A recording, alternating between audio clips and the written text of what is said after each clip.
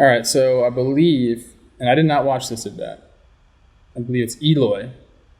Yeah. Up in the box. So let's start this bad boy up.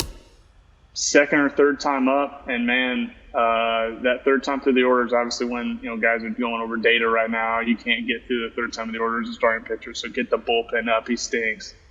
So this is a good one because there was a lot of times in this at bat I just felt like he knew what was coming. Oof, that's a tough pitch. He, saying he was probably looking for that, right? Like I'll be honest, my mo in this situation is if you're a righty, you're getting a sinker because I want a double play right now. Yeah. And I want a first pitch double play, and you can know what's coming. And if I'm able to execute that one, worst case scenario is going to be a hard foul ball down the left field line. Exactly. And that one's tough because it started entered black. Yeah. Probably, and then just ran completely out. And in that scenario, you can tell me as a hitter, but he told himself sinker's coming, and he saw it, so he's swinging no matter what. Sure, I've done that. I've done that way too many times, man. Yeah, no doubt. You know what pitch is coming. So that doesn't happen too often as a hitter, but when it does, you're like, all right, let's try to take advantage of it. But Paul Molitor said it best to me. He goes, "You cheat with your eyes, not with your body." I was like, okay, that's real good. When I think about that, that makes a lot more sense. See it where you want to see it. Make sure you get the pitch in the location, and the rest will take care of itself. That one, that's a cheat with the body. That he cheated with the body there. All right, Bob. It must be looking if it was a hit or an error or something. I don't know what happened. Ooh, is that a changeup? That is a changeup. I saw that grip right there. Yep. So that's the combo that I really, really like. And when I started throwing my righty changeup, I do it more. And, it's the same situation, right? He knows that I want to get a double play. That's in the report, guaranteed. So if I can throw one right off of it, he's got to guess one way or the other. And he still has to have in the back of his mind, if it's a slider, it's going to go away. So, that's the best part of what I love about my changeup is if I can execute it, it looks like my heater for a long time. That was a nasty pitch. And now you're 0-2. Yeah. This is unfortunately, I go from 0-2 to 3-2 real quick, I think. Spoiler.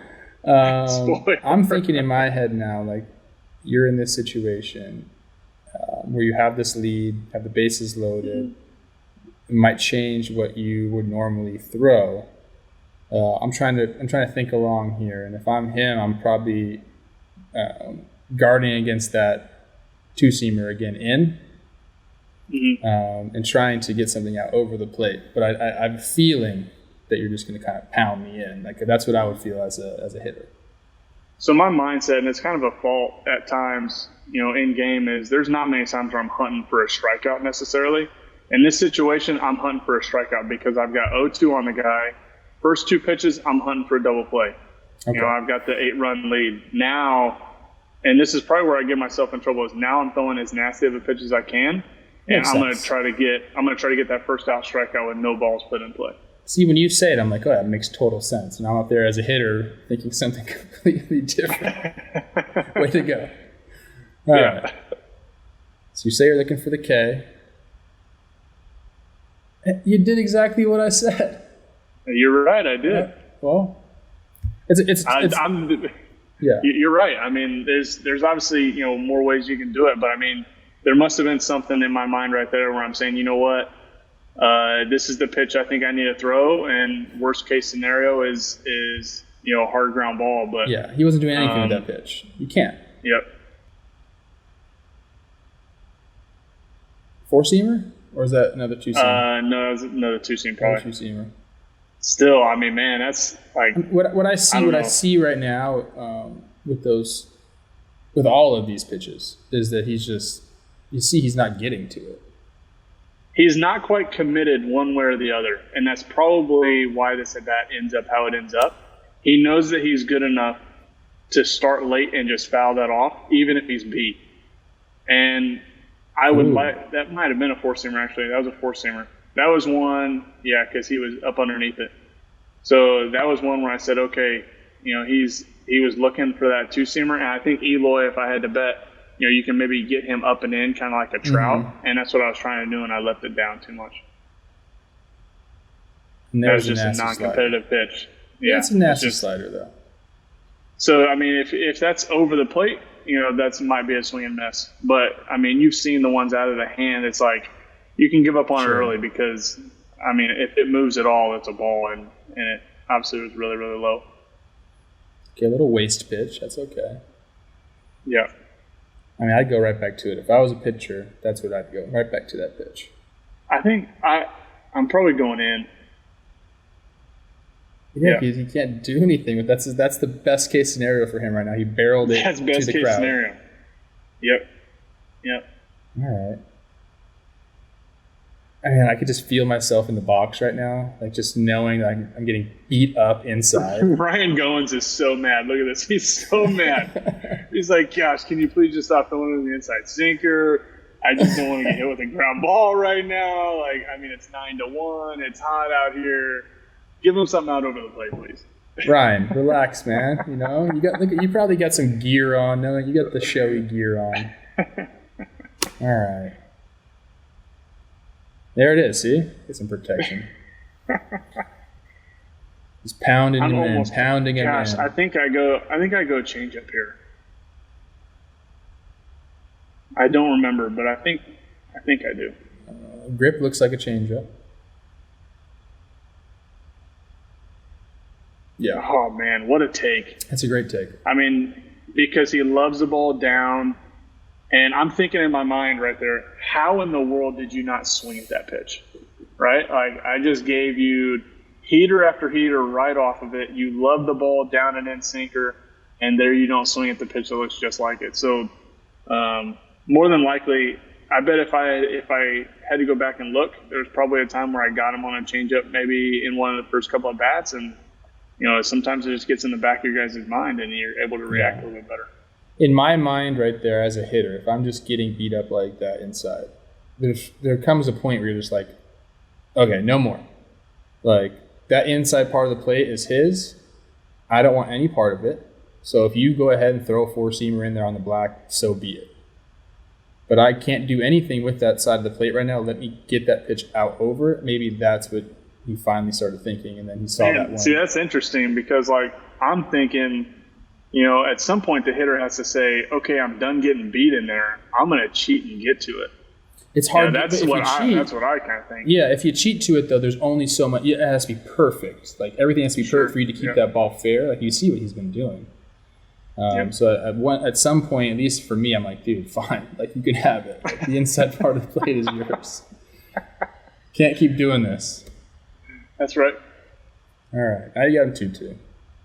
We already know you get to 3-2 because you spoiled it, but we'll see how. Yeah, but I'm almost positive he fouls off a couple pitches. Like, this is a really fun at bat. All right. Setting up away. God, that's another nasty slider. Pitch. That's a good take. Yep. It's a good take. It's almost too nasty. It comes out good, but then just kind of falls. Yeah, it's the same thing, right? I mean, it's the same thing. Like, if I can – sometimes the best ones are the ones that are actually, right at the zone or barely just below it, I mean, that ball, like, if he's even thinking off speed's coming, then he's not going to swing at that.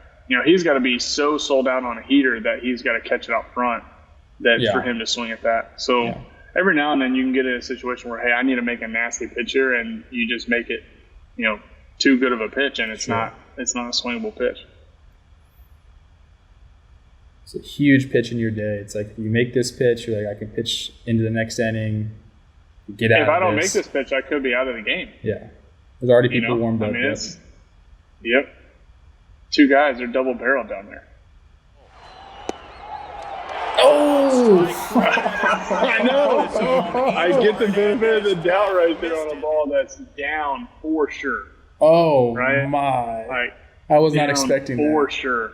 Okay, who is it? Who's behind the plate? I don't remember. Let's look if we can find from the call. Oh, my goodness.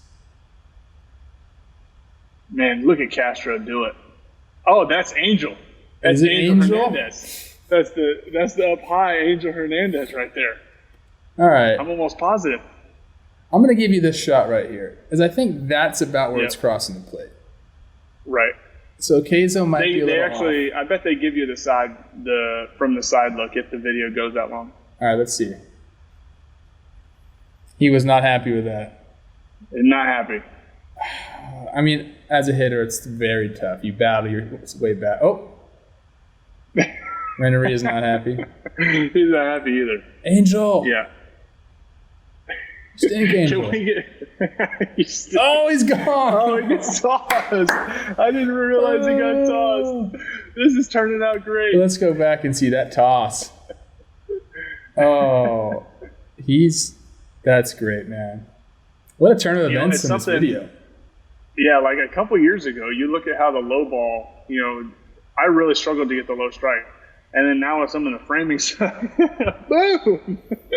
Some of this framing stuff, especially Garver and Castro, were really good at it last year. Just really catching it and sticking it. And you got the benefit of the doubt a whole lot more. Sorry, I'm ruining the breakdown right here. No, I don't care. I'm going for the side view.